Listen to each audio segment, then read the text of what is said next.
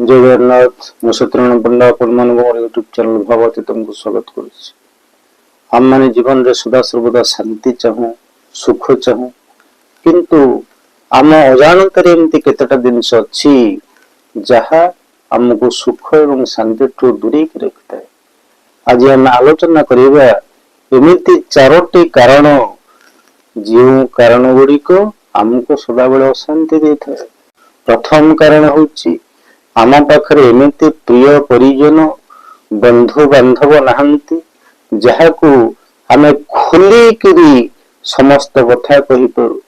सज्जन आपणक पाखरे धन थाउ बा न थाउ, आपणक पाखरे बैंक बैलेंस सुन थाउ, आपणकर शारीरिक बल न थाउ, किंतु जदि आपणक पाखरे एमती प्रिय परिजन अछंती बंधु बांधव अछंती जहागरे आपण मनर कथा खुलिकरी कहि परुथिबे, बिना द्विधारे कहि परुथिबे, कथा कहला बेले कोनोसी बंधन नथिबो, कोनोसी कपट नथिबो, मन भितरे ददपांचर भय नथिबो, ताहले आपणक मनटी सदा बेले खुला रहिबो।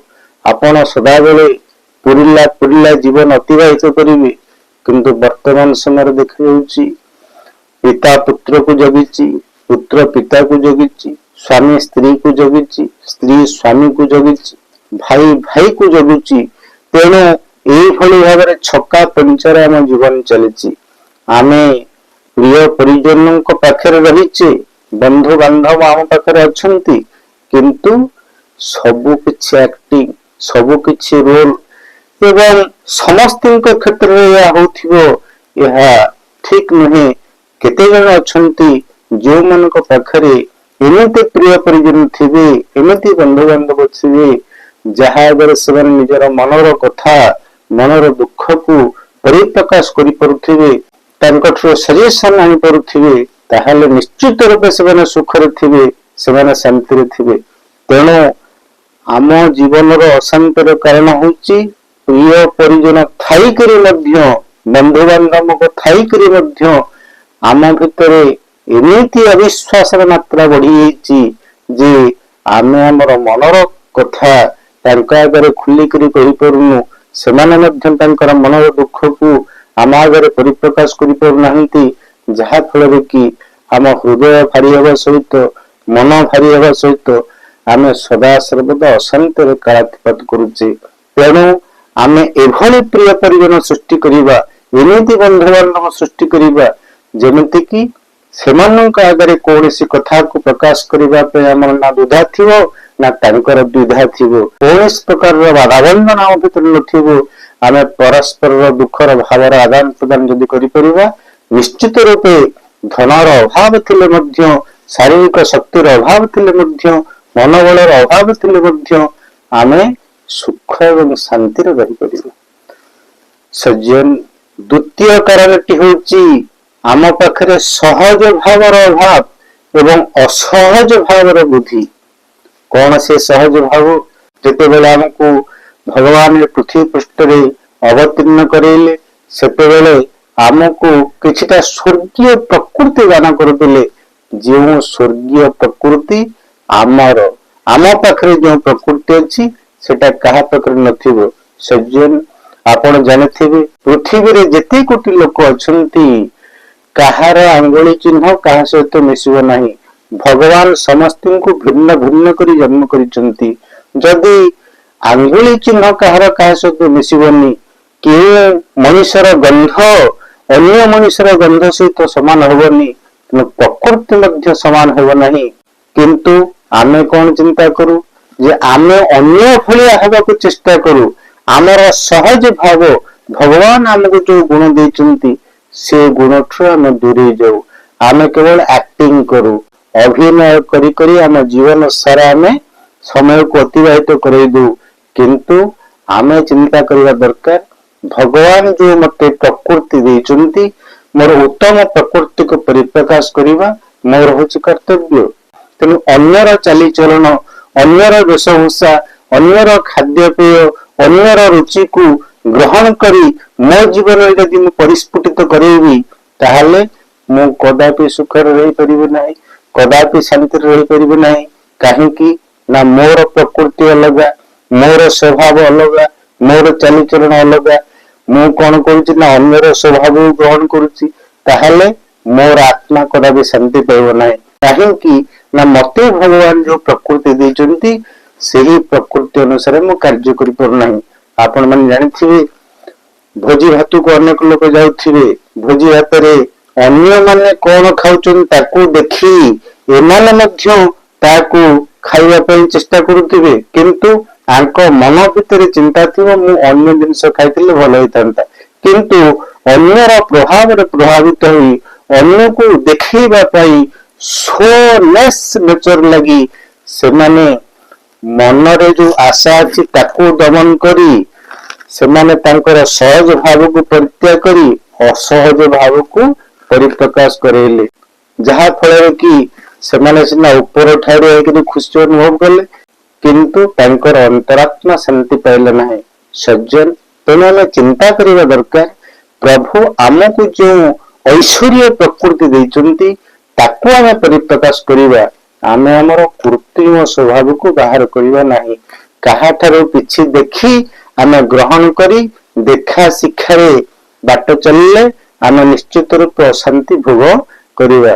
ତେଣୁ ସଜ୍ଜନ, ସହଜ ଭାବରେ ଯଦି ଆମେ ରହିବା, ସହଜ ଗୁଣରେ ରହିବା, ସହଜ ରୂପରେ ରହିବା, ସହଜ ପ୍ରକୃତିକୁ ଅବଲମ୍ବନ କରିବା, ଆମର ଉତ୍ତମ ପ୍ରକୃତିକୁ ଆମେ ପରିପ୍ରକାଶ କରିବା, ନିଶ୍ଚିତ ରୂପେ ଆମ ମନଟି ଶାନ୍ତି ହେବା ସଙ୍ଗେ ସଙ୍ଗେ ଆମ ଜୀବନ ହସ ଖୁସିରେ ଭରିଯିବ।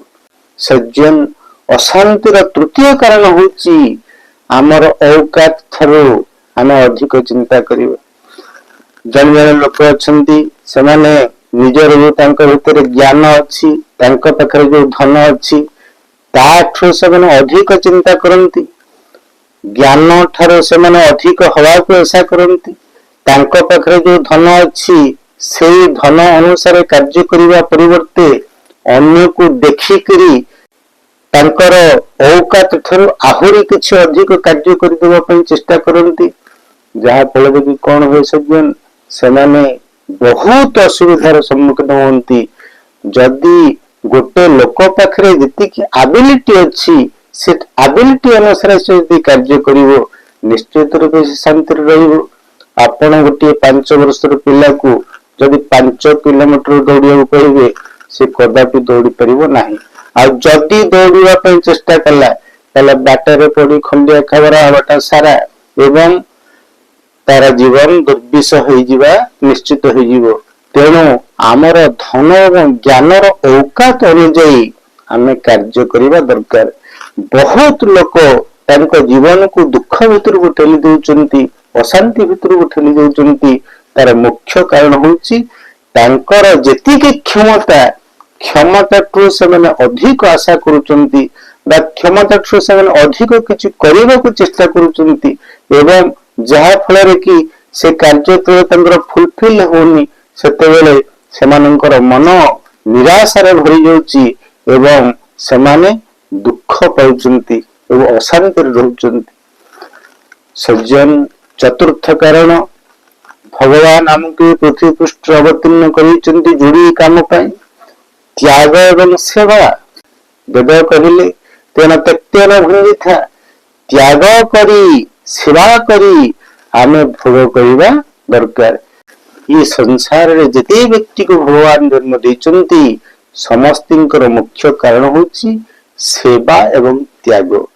ସଜ୍ଜନ, ଜଣେ ଡାକ୍ତର ସେ ରୋଗୀର ସେବା କରିବ, ଜଣେ ଶିକ୍ଷକ ଛାତ୍ରଛାତ୍ରୀ ମାନଙ୍କୁ ପାଠ ପଢେଇ ସେବା କରିବ, କୃଷକ କୃଷି କାର୍ଯ୍ୟ କରି କୃଷିଜାତ ପଦାର୍ଥକୁ ଉତ୍ପାଦନ କରି ଏ ସମାଜର ସେବା କରିବ, ଜଣେ ଇଞ୍ଜିନିୟର ବିଭିନ୍ନ ପ୍ରକାରର ଇଞ୍ଜିନିୟରିଂ କାମରେ ନିଜର ସମୟକୁ ତ୍ୟାଗ କରି ନିଜର ସମଦାନ କରି ଏ ସମାଜର କଲ୍ୟାଣ କରିବା ପାଇଁ ଚେଷ୍ଟା କରିବ।